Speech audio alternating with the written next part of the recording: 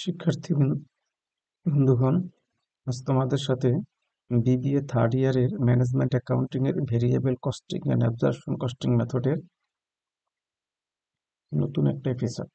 এখানে আমরা আজকে নতুন একটা গুরুত্বপূর্ণ অঙ্ক নিয়ে আলোচনা করব। পূর্বের অঙ্কটার সাথে এখানে কিছু পার্থক্য পাবা তোমরা। তাহলে এই চ্যাপ্টারের যে অঙ্ক মূল বেস সেই সম্পর্কে তোমাদের সুন্দর একটা ধারণা আসবে। তো আমরা মূল অঙ্কে চলে আসি। Redo company was organized just 1 year ago।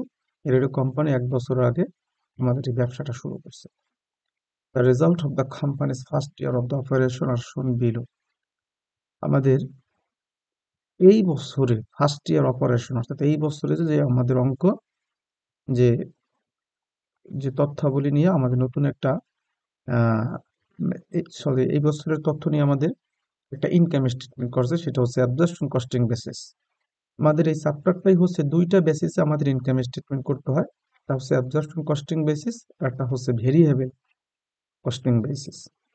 Absorption costing basis আমাদের একটা ইনকাম স্টেটমেন্ট দেওয়া আছে, সেখানে সেলস আছে, কস্ট অফ গুডস সোল্ড আছে, তারপর ক্লোজিং ইনভেন্টরি আছে, গ্রোস মার্জিন দেওয়া আছে 5,10,000, সেলিং অ্যান্ড অ্যাডমিনিস্ট্রেটিভ এক্সপেন্স একসাথে। তাতে এইখানে কিন্তু আমাদের দুইটা ভাগ করে নাই, যে সেলিং অ্যান্ড অ্যাডমিনিস্ট্রেটিভ ভেরিয়েবল এবং ফিক্সড, এটা ভাগ করে নাই। এখানে বলা আছে 4,20,000।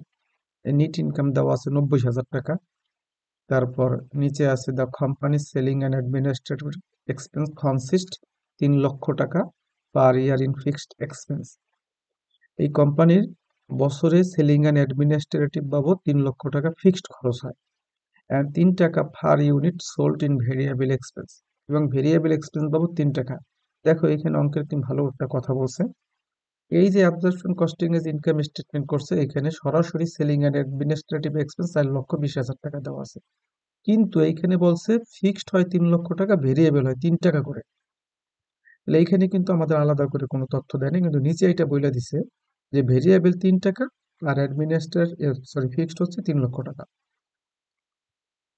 The companies taka 21 per unit product cost given above is computed as. এই কোম্পানির 21 টাকা প্রোডাকশন কস্ট হয়। এই 21 টাকা কিভাবে হয়? ম্যাটেরিয়াল বাবদ 10 টাকা, ডিরেক্ট লেবার বাবদ 4 টাকা, ভেরিয়েবল ম্যানুফ্যাকচারিং ওভারহেড 2 টাকা, ফিক্সড ম্যানুফ্যাকচারিং ওভারহেড 2,50,000 টাকা টোটাল খরচ হয়। এর থেকে এই টাকাকে 50,000 ইউনিট যে উৎপাদন করছে এটা দ্বারা ভাগ করলে আমার 5 টাকা, এই 5 টাকা যোগ করলে হয় 21 টাকা। এই যে যে variable direct material, direct labour, variable manufacturing, fixed manufacturing, এই 4টা খরচকে একত্রে যুক্ত করলে আমাদের ইউনিট প্রোডাকশন কস্ট হয় আন্ডার অ্যাবজর্পশন কস্টিং বেসিসে। কিন্তু যদি আমাদের ভেরিয়েবল কস্টিং মেথডে করতে বলা হয়, তাহলে এই যে যে ফিক্সড ম্যানুফ্যাকচারিং ওভারহেড 5 টাকা, এইটা প্রোডাকশন কস্ট পার ইউনিটের সাথে যুক্ত হবে না, তো যোগ হবে না। এই 5 টাকা বাদ দিলে, অর্থাৎ এই 6 টাকা পর্যন্ত যে টাকা হয় এটাকে বলা হয় ভেরিয়েবল কস্টিং মেথডের রেট। গেল আমাদের অঙ্কে চাইছে কি, redo companies income statement in the contribution format using variable costing. আমাদের ভেরিয়েবল কস্টিং এ একটা ইনকাম স্টেটমেন্ট চাইছে। তো ভেরিয়েবল কস্টিং ইনকাম স্টেটমেন্টে প্রথমে আমাদের ওয়ার্কিং করা লাগবে। কি, যে ভেরিয়েবল কস্টিং মেথডে আমার পার ইউনিট খরচ কত হয়। পার ইউনিট খরচ কত হইবে? ম্যাটেরিয়াল 10 টাকা, লেবার 4 টাকা, ভেরিয়েবল ম্যানুফ্যাকচারিং ওভারহেড 2 টাকা, অর্থাৎ 10 × 2 16 টাকা। এই 16 টাকা হচ্ছে ভেরিয়েবল কস্টিং মেথডের ইউনিট প্রোডাকশন কস্ট, যেটা আমরা এখানে বের করছি।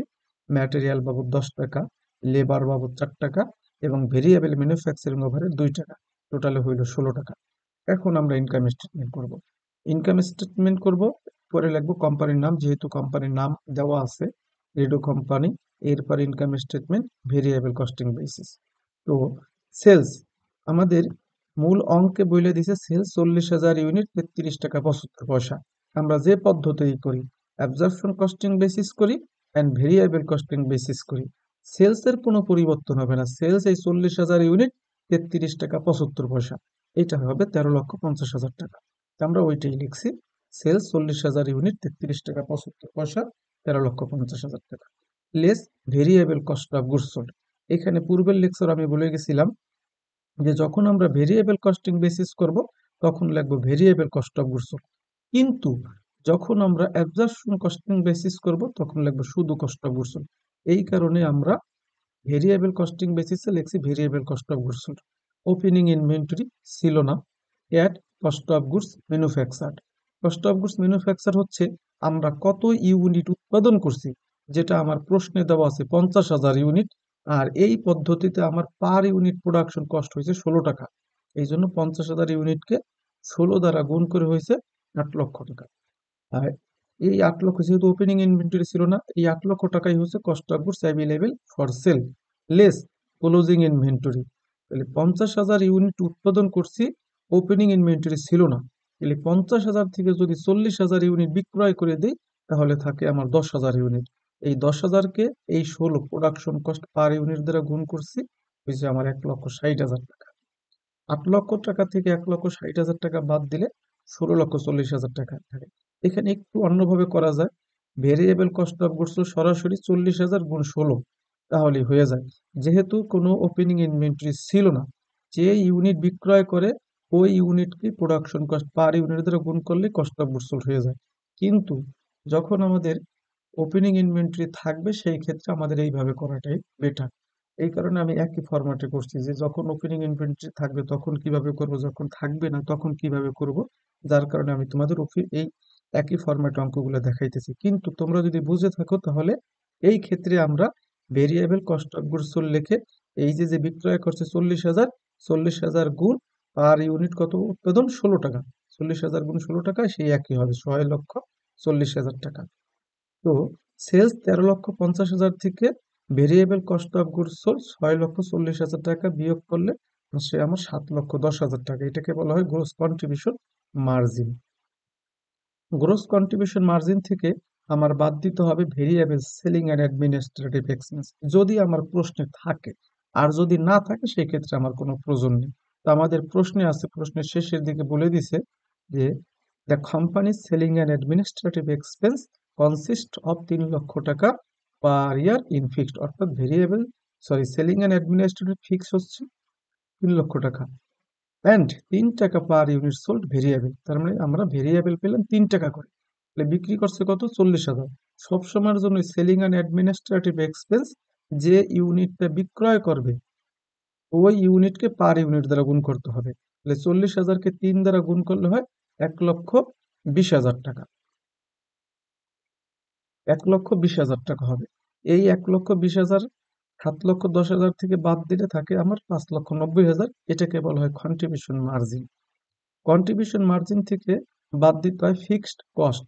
ফিক্সড কস্ট থাকে প্রশ্নে দুই ধরনের, ফ্যাক্টরি ওভারহেড বা manufacturing overhead, selling and administrative expense, যা আমার প্রশ্নে দুইটাই দেওয়া আছে।